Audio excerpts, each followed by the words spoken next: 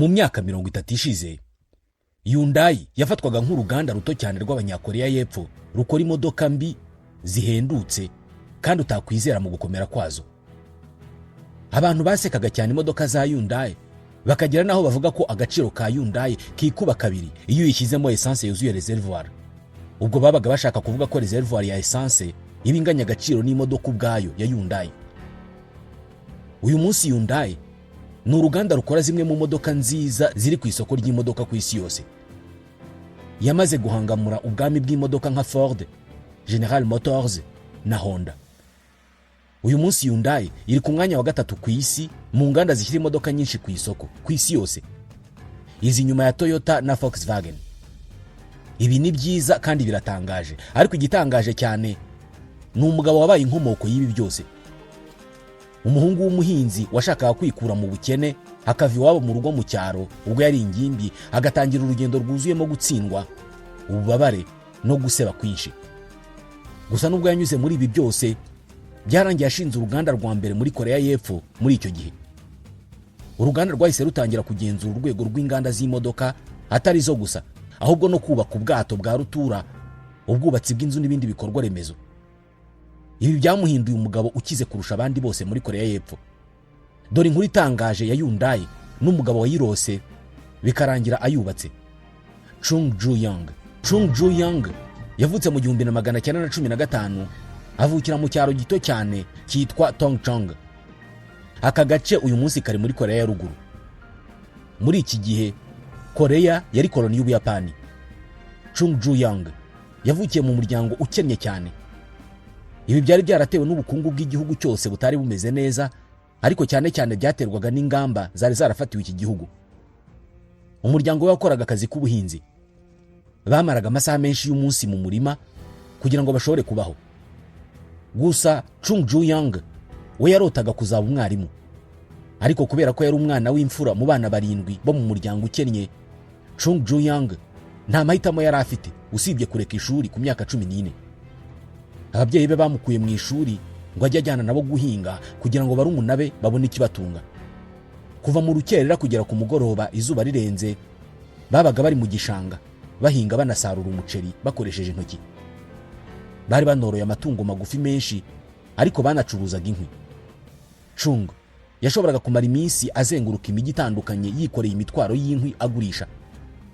Icyo gihe uwari kuvuga ko uyu mwana muto azashinga uruganda rukora imodoka nyinshi ku isi yari gusekwa cyane. Uyu mwana we n'umuryango we bakoraga gutya, ariko ntabwo bashoboraga kwihaza mu biribwa.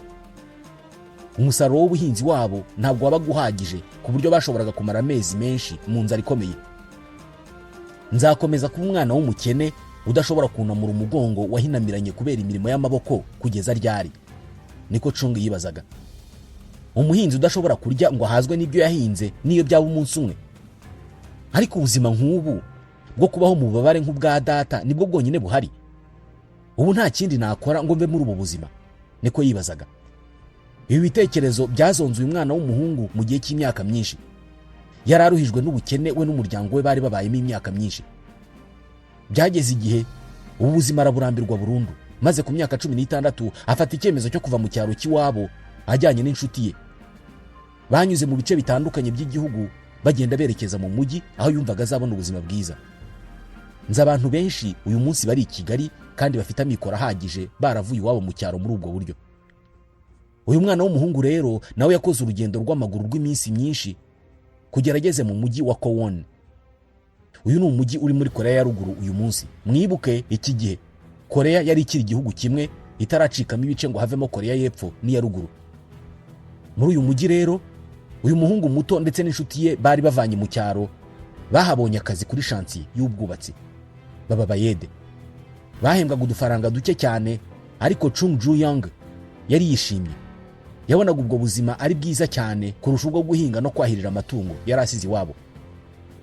Yishimiraga ko nibura hano yashoboraga gukorera amafaranga ye ku giti cye. Gusa kubw'amahirwe make ibingibi ntabwo byarambye, kubera ko nyuma y'amezi 2 yonyine avuye mu cyaro cy'iwabo acitse ababyeyi, ise yaje kumenya aho ari, aza kumushaka, aramucyura, amusubiza mu rugo. Gusa ahangaha amazi yari yaramaze kurenga inkombe, kubera ko umwana muto yari yaramaze kuryoherwa n'ubuzima bwo mu mujyi. ndetse yari yaranamaze kubona ko bushobora kuzaba intangiriro y'ubuzima yifuzaga kuzabamo nakura. Icyo gihe yaremeye asubira iwabo, ariko mu gihe cy'imyaka 2 yakurikiyeho yongeye gucika ababyeyi inshuro 2 ajya i Seoul. Uyu munsi ni mu murwa mukuru wa Korea y'Epfo. Buri uko yatorokaga mu rugo, ese yajyaga kumushaka akamusubiza mu cyaro. Ntuzigere na rimwe wibagirwa kuri umwana w'umuhinzi warangije amashuri 6 abanza yonyine, niko se yamubwiraga. Numvise bavuga ko Seoul yuzuyemo abanyamashuri batagira akazi. None wowe utaranarangije amashuri abanza urumva uri iki ku buryo uzabona akazi? Ubuzima bwawe buri hano mu cyaro, mu murima uhinga kandi ukita ku matungo.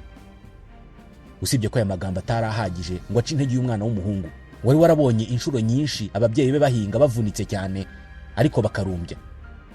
Abantu baramukira mu murima bakawirirwamo ariko bakicwa n'inzara. Kuri iyi nshuro yafashe icyemezo cyo gutoroka iwabo ku nshuro ya 4 ari nayo ya nyuma. Iki gihe noneho yari afite imyaka 18. Akigera i Seoul yakoze akazi kose yahuye nako. Yabanje gukora nk'umukozi usanzwe ukoresha amaboko utwaza abantu imitwaro mu muhanda. Yaranongeye asubira mu Kiyede ku ishantiye. Nyuma yaje no kubona akazi mu ruganda. Kari akazi ko guterura ndetse no gutumwa ibintu. Gusa nyuma y'umwaka umwe yabonye akazi keza ko gukora mu iduka ryacuruzaga umuceri rya Bokeng. Aha noneho yakoraga akazi ko gutwara umuceri ku igare awushyira abakiriya bawuguze. Bitandukanye n'imirimo yakoraga mbere, aka kazi noneho kari akazi keza ashobora kurambamo, kandi noneho yanahakuraga ibiryo. Agatwara ibiryo bitetse cyangwa se bibisi akajya guteka. Yahereye kuri aka kazi ko hasi, ariko ba boss be baza kumukunda ku buryo batatinze kumuzamura mu ntera. Birangira ageze ku rwego rwo kuba umucunga mutungo w'iryo duka. Aha yari amaze amezi 6 yonyine atangiye akazi. Nyuma y'imyaka mike nyiri duka yararwaye, abona ko atazashobora gukomeza gucunga iryo duka ry'umuceri. Ahita afata icyemezo cyo kurigurisha umujene w'umukozi we wamukoreraga nk'umucunga mutungo, Chung Ju-young. Ku myaka 22, Chung Ju-young yari atunze iduka ry'umuceri rya Bokeng. Ahita narihindurira izina aryita iduka ry'umuceri rya Kyung Hill. Ahita anahindura imikorere, agabanya ibiciro by'umuceri, maze umuceri bawugura nk'amasuka. Buri mwaka inyungu zariyongeraga ku buryo iri duka ritatinze kuba iduka rya mbere rinini ricuruza umuceri mu mujyi wose. Hahise haduka ikibazo gikomeye. Mwibuke Korea yari ikiri imwe itaracikamo kabiri. Yari kolonijwe n'Abayapani. Iki gihe rero guverinoma y'Ubuyapani yahise ishyira impinduka mu buhinzi n'ubucuruzi bw'umuceri. Bategeka abantu kutarenza ingano runaka y'umuceri bagamije ko babona umuceri wo kohereza mu Buyapani. Abayapani bari bakeneye umuceri mwinshi kubera ko bari mu ntambara n'Ubushinwa. Hano abacuruzi benshi b'umuceri bahise bahagarika gucuruza, barimo na Chung Ju-young wategetswe gufunga iduka rye asubira iwabo mu cyaro. Isa agomba kuba yaramwitegereje akamubwira ati ariko narakubwiye wa mwana we. Gusa uyu musore muto ntabwo yari yarazibukiriye inzozi ze zo kuzagira ubuzima bwiza. Mu 1940 yasubiye mu mujyi kongera gushaka amahirwe mu bucuruzi. Aha yari anafite udufaranga dukera yarakuye mu bucuruzi bw'umuceri. Yakoze urutonde rw'ibikorwa by'ubucuruzi yashoramo imari. Aha yarebye ibikorwa guverinoma y'Ubuyapani itashyizemo amananiza. Business yabonye yaba nziza ni y'amagaraje, gukanika imodoka. Yasabye inguzanyo muri banki, ubundi asaba uburenganzira bwo gufungura igaraje aryita Ado Service Garage. Muri iki gihe ibintu byo gukanika ibinyabiziga byari bifite abakiriya benshi muri uyu mujyi, ariko ntabwo hari amagaraje ahagije. N'amake yari ahari yarakoshaga. Bitewe nuko bwana Chung Ju-young nta kintu kinini yari azi ku by'imodoka, yahaye akazi umukanishi w'umwuga ngo bakorane. Aha nanone yakoresheje uburyo bwo kumanura ibiciro kandi akita ku bakiriya neza. Ibi byazanye abakiriya benshi ku buryo byabaye ngombwa ko Chung aha akazi abandi bakanishi benshi. Gusa nanone bidatinze ikindi cyago cyamwituyeho. Haje inkongi y'umuriro utwika igaraje rye ryose n'ibikoresho byarimo n'imodoka z'abakiriya. Umusore muto yisanga mu bibazo bitagira izina. Yari afite imyenda myinshi cyane kandi nta kintu afite cyo kuyishyura. Gusa kuri we gucika intege ntabwo byari mu kiboneza mvugo cye. Yarongeye aguza banke afungura irindi garaje muri quartier ishyushye cyane muri uwo mujyi. Mu myaka 2 yakurikiyeho igaraje Ado Service ryari rimaze kuba rimwe mu magaraje meza yo muri Seoul. Hamwe n'abakozi 70 bose bamukoreraga, Chung ntabwo yari yarigeze yitwara neza muri business nk'icyo gihe. mu gihe yiteguraga gukora ibindi bikorwa bimuzamura cyane mu mikoro. Ikindi kintu cyahinduye icyerekezo cy'ubuzima bwe. Ubuyapani bwari mu ntambara ya kabiri y'isi, maze mu 1942 bumwambura igaraje rye. Abayapani bahise bafatira igaraje barihuza n'uruganda rw'ibyuma kugira ngo bakore ibikoresho byari bikenewe mu ntambara. Muri icyo gihe kandi ibintu byarimo biba bibi cyane mu birebana n'umutekano i Seoul. Chung Ju-young arongera asubira mu cyaro n'amarira menshi. Gusa iki gihe nubwo igaraje rye bari bararitwaye, yari yarabashije kuziga mu dufaranga. Yari afite ibihumbi 50 by'amawon. Yari yiteguye kongera gutangiza ikindi kigo, kandi noneho kuri iyi nshuro yari afite icyizere ko kizaba ikigo gikomeye. Yari amaze kugira ubunararibonye atari mu bucuruzi gusa, ahubwo no mu guhomba akongera gutangira. Nyuma y'intambara ya kabiri y'isi, Korea yabonye ubwigenge kubera ko Ubuyapani bwatsinzwe intambara, bityo babunyaga koloni zose bwari bufite. Chung yarongeye afungura igaraje rye mu 1946 aryita Hyundai Auto Service Center. Ijambo Hyundai mu gifaransa risobanuye moderne, ibigezweho. Yatangije igaraje rye risana imodoka zishaje z'Abayapani zangiritse cyane, ariko banakanikaga amakamyo y'igisirikare cy'Abanyamerika. Mu mwaka w'1946 wagiye kurangira, igaraje ryakuze ku buryo umubare w'abakozi yakoreshaga wari wamaze kwikuba gatatu. Bari bamaze kuba abakozi 80 kandi baratangiye ari 30. Ahangaha yari yubatse ikigo gikomeye kandi noneho kidashobora gukomwa mu nkokora n'Abayapani. Yahise afata umuryango we wose awukura muri cya cyaro cyo mu majyaruguru awujyana i Seoul, ndetse bamwe muri bo abaha akazi mu igaraje. Mu gihe Chung Ju-young yakoraga akazi ko gukanika imodoka, akabona abakiriya bamwishyura hagati y'ibihumbi 300 n'ibihumbi 400 by'amawon, yaje kubona ko abashinze ibigo by'ubwubatsi bo basinyaga amakontra ashobora kubishyura miliyoni 10 z'amawon. Atangazwa cyane n'uburyo umuntu umwe ashobora kwinjiza amafaranga angana gutyo ku isoko rimwe cyangwa se kuri kontra imwe. Uko niko yahise atangiza Hyundai Construction Company. Turi mu 1947. Mu mwaka wa mbere iyi kompanyi yagowe cyane n'akazi ku buryo itungutse. Akazi ka mbere babonye kara ko kubaka agace kari gacumbitsemo ingabo z'Abanyamerika, ndetse nako gusana zimwe mu nzu zo muri Seoul zari zarangiritse. Gusa mu 1950 sosiyete ya Hyundai yateye imbere cyane. Ariko bidatinze Korea ya ruguru ihita itera Korea y'epfo. Ni mu ntambara ya Korea yo mu 1950 yarangiye Korea icitsemo kabiri, haba Korea y'epfo na Korea ya ruguru. Iyi ntambara yasunikiye Chung Ju-young gufunga kompanyi ye, aranimuka ajya mu majyepfo mu mujyi wa Busan. Iki gihe bwo nta n'amafaranga yari afite. We n'umuvandimwe we bagendaga bimuka bakora akazi gatandukanye. Ako barambyemo kara ko kugenda bacuruza ibinyamakuru muri za quartier zitandukanye. Hari mu ntambara, inkuru nziza bari bategereje yari ukumva ko ingabo za Loni ziri mu nzira ziza kubatabara. Abanyakorea y'epfo bari bafite ubwoba ko baramutse baguye mu biganza by'abategetsi ba Korea ya ruguru, ibyabo byaba birangiye, kubera ko ubutegetsi muri icyo gihe bwari ubw'igitugu kitagira izina.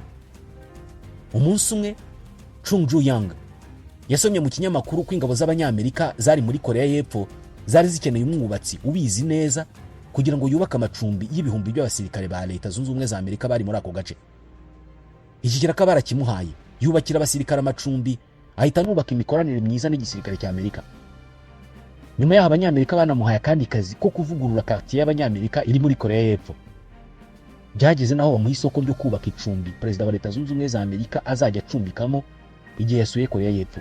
Mwibuke turimo kuvuga ku mwana w'umuhungu wagarukiye mu wa 6 w'amashuri abanza, wavukiye mu cyaro ku babyeyi b'abahinzi b'abakene. Aya yari amahirwe menshi cyane kubera ko intambara ya Korea yarangiye entreprise y'ubwubatsi ya Hyundai Construction Company ari ya mbere muri Korea y'epfo. Niyo igisirikare cya Amerika cyahamagaraga iyo cyabaga gishaka kugira ibyo cyubaka. Gusa iki gihe ubukungu bwa Korea y'epfo bwari mu bibazo. Korea yari kimwe mu bihugu bikennye cyane mu majyepfo ya Aziya yose. Yari ikennye kurusha Korea ya ruguru. Mu gushaka umuti w'ubu bukene, guverinoma ya Leta Zunze Ubumwe za Amerika yahaye Korea y'epfo miliyari nyinshi z'amadolari ngo isa n'ibikorwa remezo byayo inashobore kongera kuzamura ubukungu. Aya yari amahirwe kuri Chung Ju-young kubera ko yari aziranye n'Abanyamerika. Kwanza niwe mwubatsi wenyine bari bazi mu gihugu.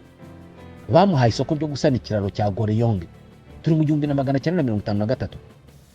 Gusa uyu mushinga wari munini cyane kurusha kompanyi ya Hyundai Construction Company. Ntabwo wagenze nk'uko byari biteganijwe. Mu by'ukuri Chung yari ataragira ubwenge bwinshi mu birebana n'ubucuruzi n'ubwubatsi. Ikindi, kompanyi ye yari itaragira ibikoresho bihagije kandi bigezweho. Nta n'uburyo bw'umutekano bwari buhari kuri chantier, kandi nta bunararibonye iyi kompanyi yari ifite muri ibi bintu ku buryo yakubaka igikorwa remezo nk'iki. Kubaka iki kiraro byagendaga buhoro cyane. Kuri chantier habaga impanuka nyinshi bigatuma amafaranga yishyurwaga agendera mu bibazo nk'ibyo ngibyo. Chung yisanze amafaranga amushiranye, ategekwa gufata izindi nguzanyo muri banki. Ni mu gihe abavandimwe be bagurishije inzu zabo kugira ngo bamufashe guhemba abakozi. Kera kabaye ikiraro barakirangije, ariko bagitaha umuryango wa Chung uri mu myenda itagira ingano. Abo bari bahanganye mu bwubatsi baramusetse cyane kubera ko isoko ryari ryaramurushije imbaraga. Ubundi umuntu warangije amashuri 6 abanza ni iki yakora kizima mu gihe nta n'ikintu azi ku bukungu nk'izamuka rusange ry'ibiciro n'ibindi? Niko bavugaga. Imbesire nk'uriya rwose aba kwiyisomo nka ririya. Nta nubwo azi ko kubaka ikintu nka kiriya bisaba kwishyurwa mu byiciro. Iki kiraka cyaramujegeje cyane ku buryo abavandimwe be bagurishije ibyo batunze byose ngo bamufashe. Nyuma yo kubona umuvandimwe we akodesha akazu gato muri quartier ikennye cyane muri Seoul, Chung Ju-young agahinda karamwegetse kubera ko yari azi neza ko ari we byaturutseho. Yahise yemeza kudashinga kompanyi izakiza umuryango we gusa, ahubwo yiyemeza gushinga kompanyi izaba iya mbere nini mu gihugu cyose. Yavuze ko atari kureka burundu kompanyi ye. Ati nahombye kubera ko nta bunararibonye nari mfite kandi nari mbukeneye. Iki gihombo yagifashe nk'isomo rihenze cyane. Nubwo kubaka ikiraro cya Goryong byamubijije icyuya, ariko iki kiraro cyahinduye cyane kompanyi ya Hyundai kubera ko cyatumye iyi kompanyi ihabwa amanota meza na Minisiteri ishinzwe umutekano. Iyo sura nziza yatumye Hyundai yizerwa cyane n'amabanki ku buryo gusaba inguzanyo bitari ikibazo kuri we. Ibibazo yahuye nabyo mu kubaka ikiraro byatumye Chung amenya umumaro wo gukoresha imashini zigezweho kandi ziremereye. Bitewe n'imikoranire yari yarubatse n'Abanyamerika, byaramworoheye cyane kugura ibikoresho byose yari akeneye. Ibi bimashini bya rutura mubona abubaka ibikorwa remezo bakoresha muri iki gihe muri Korea y'Epfo, leta niyo yonyine yari yemerewe kubitunga. Kompanyi zigenga ntabwo zari zibyemerewe, ariko kubera ko Chung Ju-young yari yarakoranye n'Abanyamerika, we baramwemereye arabigura mu gihe abo bari bahanganye batashoboraga kubibona. Ibi byatumye abasiga noneho cyane. Kubera ibi bikoresho, sosiyete y'ubwubatsi ya Hyundai yabonye amasoko yo kubaka no gusana igihugu cyose, kandi babikoraga kuri make cyane ku buryo batigeze babura akazi. Bubatse imihanda, bubaka ibiraro, bubaka ingomero, bubaka inzu. Hyundai imaze gukura, Chung Ju-young yahise atekereza kwagurira ibikorwa mu mahanga. Aba umunyakoreya wa mbere ushyize kompanyi ye y'ubwubatsi ku rwego mpuzamahanga. Yabonye amasoko yo kubaka ibikorwa remezo mu mahanga ku buryo amasoko yabonye yari afite agaciro ka miliyari y'amadolari. Yabonye nk'isoko ryo kubaka icyanya cy'inganda cya Dubai muri Arabia Saudite. Yanubatse Arab Shipbuilding and Repair Yard muri Bahrain. Mu gihe cy'imyaka 20, sosiyete ye yavuye ku kuba sosiyete nto y'ubwubatsi iri mu bibazo ihinduka uruhurirane rw'ibigo bikomeye cyane bikorera hirya no hino ku isi, konglomera. Inzozi ze zo kubaka ikigo cya mbere kinini muri Korea y'Epfo yazigezeho mu 1960. Gusa nanone izi nzozi ntabwo yari kuzazikabya iyo leta itabizamo ngo imufashe. Muri make, ibigo bya Hyundai byagiye bifashwa na leta nko koroherezwa kubona inguzanyo, guhabwa nkunganire no kugabanyirizwa imisoro igihe ari ngombwa. Ibigo nk'ibi bya rutura bihuriyemo ibindi bigo byinshi muri Korea babyita chaebols. Ibigo nk'ibi muri iki gihugu birimo nka Hyundai, Samsung, LG. Ni ibigo byafashije cyane Korea y'Epfo kuzamuka cyane mu bukungu. Nubwo Hyundai yafashijwe na leta ya Korea, ariko ntabwo ari ibintu byakozwe gutyo gusa ku buntu, kubera ko Chung yarakoze cyane kandi abantu nkawe nibo guverinoma yari ikeneye icyo gihe. Uyu murava no kudacika intege nibyo byatumye Hyundai ihera ku bwubatsi, ariko iza kwinjira no mu gukora ubwato, ifungura za supermarché hose mu gihugu, ifungura ikigo gikomeye cy'imari, ifungura uruganda rukora ibikoresho by'ikoranabuhanga. Ariko hari urwego rw'umwihariko Chung Ju-young atigeze areka gutekerezaho kubera ko nirwo yahereyeho: gukora imodoka. Mu 1960 leta ya Korea y'Epfo yashyizeho ibwiriza rishya ribuza inganda z'abanyamahanga zikora imodoka gukorera muri Korea y'Epfo igihe zaba zitifatanije n'inganda z'imbere mu gihugu z'abanyakoreya. Iyi politike yari igamije kuzamura ubumenyi bw'abanyakoreya no kuzamura urwego rw'inganda z'abanyakoreya y'Epfo. Uko niko Chung yahisemo kongera kugaruka mu rwego rwo gukora ibinyabiziga, maze atangiza uruganda rwa Hyundai Motor. Turi mu 1967. Yahise asinyana amasezerano n'uruganda rw'abanyamerika rwa Ford Motor Company. Yari amasezerano y'uko azajya akora imodoka zimeze nk'iza Ford ariko akazita iza Hyundai, maze atangiza uruganda rukomeye mu mujyi wa Ulsan. Mu mezi 6 yonyine uruganda bari bamaze kurwubaka. Ubundi imodoka ya mbere ya Hyundai Cortina isohoka mu ruganda muri uwo mwaka. Iyi modoka ya Hyundai Cortina ntabwo yari itandukanye cyane na Ford Cortina, niyo masezerano bari baragiranye. Iyi Ford Cortina yari imodoka ihendutse idakenera byinshi ngo ijye mu muhanda. Yari yarakorewe rubanda rugufi mu Bwongereza. Iyi Hyundai Cortina nayo yari ikorewe abaturage bose bo muri Korea. Gusa yarahombye kubera ko yari yarakorewe kugenda kuri kaburimbo, kandi iki gihe Korea y'Epfo yari itaragira imihanda myinshi ya kaburimbo. Iyi modoka abantu barayanze, maze ihinduka iciro ry'imigani, abantu bakavuga ko ari imodoka itagira ikimaze. Muri icyo gihe kandi uruganda rwa Hyundai rwibasiwe n'umwuzure mu 1969. Igice kinini cy'ibikoresho mu ruganda birengerwa n'amazi yapimaga metero 1 y'uburebure, mu gihe za modoka za Cortina zari zuzuye uruganda zirimo kureremba imbere mu ruganda. Nyuma yaho abantu batangiye kuvuga ko Hyundai igurisha imodoka zuzuye amazi kubera ko zigeze kurengerwa. Ibi nabyo byangije isura y'uruganda bituma ruhomba. Abantu batangiye kubwira Chung gusenya uruganda rwe akajya mu bindi, maze nawe ati nta mashini n'imwe yo mu ruganda rwa Hyundai nzigera manura. Nubwo uru ruganda ruri mu bibazo ku buryo bisa naho nta cyizere gihari, ariko uru ruganda nzongera nduhagurutse. Jewe iyo ntangiye ikintu ndagikora kikarangira. Hamwe n'iyi myumvire, Chung Ju-young yasubiye ku kazi, arongera akora imodoka, maze mu myaka yakurikiyeho leta nayo ikora imihanda ya kaburimbo mu gihugu, maze Cortina itangira kugurwa. Gusa mwibuke, Hyundai yari ifitanye amasezerano na Ford yuko Hyundai izajya ikora imodoka zimeze nk'iza Ford, ariko ikazita Hyundai ikongeraho izina ry'iyo modoka ya Ford. Uku niko bakoze Hyundai Cortina, kandi hari na Ford Cortina. Gusa aya masezerano yaje kuzamo ibibazo ubwo Ford yatangiraga kwanga ko Hyundai igurisha Cortina mu mahanga, kubera ko mu ntangiriro ngo yari imodoka igenewe abanyakoreya.